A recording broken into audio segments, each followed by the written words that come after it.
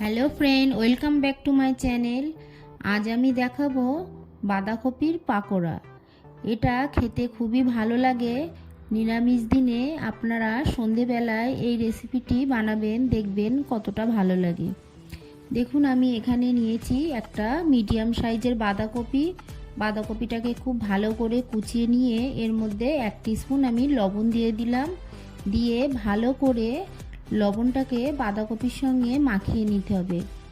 এইভাবে মাখালে বাঁধাকপিটা দেখুন নরম হয়ে গেছে। এবার এর মধ্যে দিয়ে দিলাম 1 টিস্পুন কালো জিরে। এবার এর মধ্যে আমি একটু আদা গ্রেট করে দেব। 1/2 ইঞ্চি আদা আমি এর মধ্যে গ্রেট করে দেব। এই আদাটা আপনারা অবশ্যই দেবেন, আদাটা দিলে খেতে বেশি ভালো লাগবে। আদা দিয়ে এবার এর মধ্যে আমি দিয়ে দেব চালের গুঁড়ো। আমি 100 গ্রাম চালের গুঁড়ো এর মধ্যে দিয়ে দিলাম। আপনারা চালের গুঁড়ো দেবেন, চালের গুঁড়োটা দিলে ক্রিস্পি হবে। আর দিয়ে দিলাম এর মধ্যে বেসন। এবার এর মধ্যে দিয়ে দিলাম সামান্য হলুদ গুঁড়ো।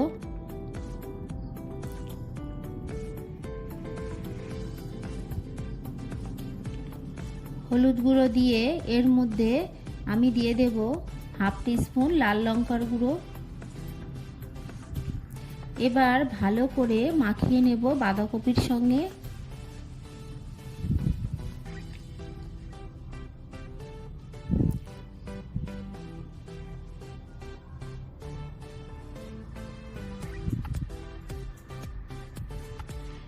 এবার আমি এর মধ্যে অল্প অল্প জল দিয়ে বাঁধাকপিটাকে মাখিয়ে নেব।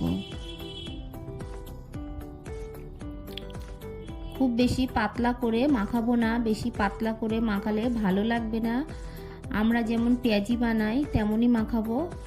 দেখুন, এর মধ্যে দিয়ে দিলাম কুচানো কাঁচা লঙ্কা দিয়ে ভালো করে আমি মাখিয়ে নিয়েছি। এবার গ্যাসে একটা কড়া বসিয়ে দিয়ে এর মধ্যে দিয়ে দেব সাদা তেল। তেলটাকে গরম হতে দেব।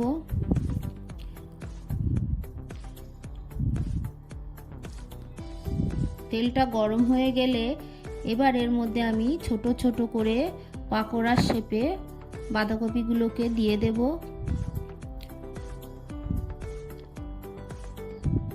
আমরা যেমন ছোট ছোট পেঁয়াজি বানাই তেমনভাবেই এইগুলোকে দিয়ে ভেজে নেব। এটা গরম গরম খেতে খুবই ভালো লাগে। নিরামিষ দিনে আমাদের সন্ধেবেলা কিছু খেতে ইচ্ছা করলে এই শীতে আপনারা অবশ্যই একবার এইটা বানিয়ে খাবেন, দেখবেন খেতে অসাধারণ লাগে।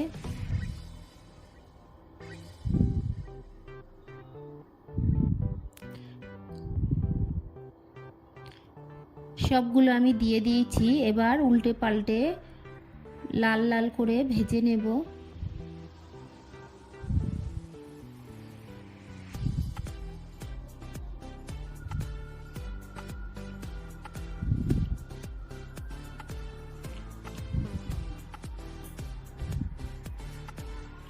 এগুলোকে মিডিয়াম ফ্লেমে ভাজবো, হাই ফ্লেমে ভাজলে ভেতরে কাঁচা থেকে যাবে।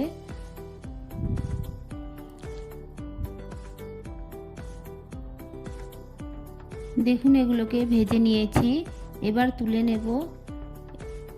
এর থেকে বেশি কড়া করে ভাজবো না, তাহলে তেতো লাগবে। এই তেলের মধ্যে বাকিগুলোকেও আমি একইভাবে ভেজে নেব। আমার এই রেসিপিটা আপনাদের ভালো লাগলে আমার চ্যানেলটি সাবস্ক্রাইব করার অনুরোধ থাকলো। আর পাশে থাকা বেল আইকনটি ক্লিক করে দেবেন, তাহলে আমার নতুন নতুন ভিডিওর নোটিফিকেশান আপনাদের কাছে পৌঁছে যাবে। আর একটা লাইক করতে ভুলবেন না।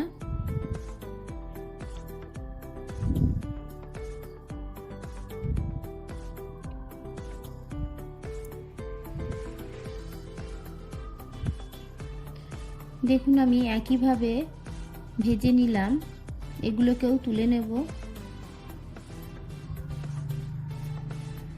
এই তেলের মধ্যে বাকিগুলোকেও দিয়ে একইভাবে ভেজে নেব।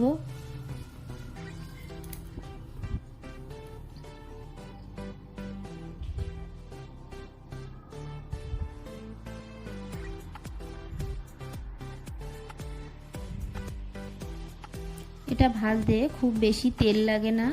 আপনারা অবশ্যই এর মধ্যে চালের গুঁড়ো দেবেন। চালের গুঁড়োটা দিলে পাকোড়াটা ক্রিস্পি হবে। দেখুন এগুলোকেও ভেজে নিয়েছি, এবারে তুলে নেব। তাহলে বন্ধুরা, আমার এই রেসিপিটা আপনাদের কেমন লাগলো আমাকে কমেন্ট করে জানাবেন। ভালো থাকবেন, সুস্থ থাকবেন। আবার দেখা হবে পরের ভিডিওয়।